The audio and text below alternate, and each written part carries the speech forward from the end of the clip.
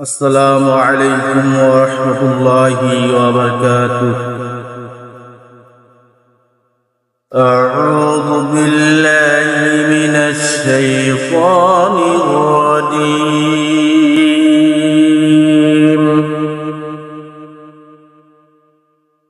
بسم الله الرحمن الرحيم.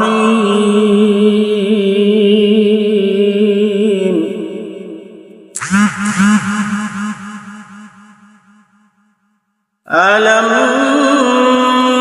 تر كيف فعل ربك بأصحاب الفيل؟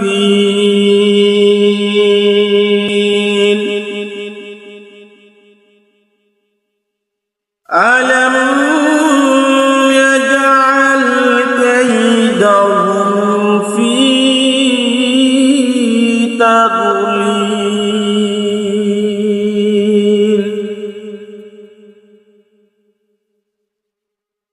وأرسل عليهم طيرا أبابيل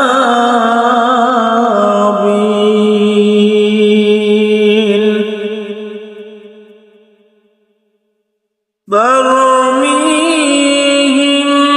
بحجارة من سجيل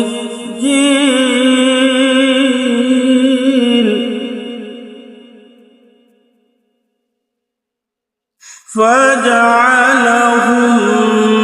كعصف مأكول.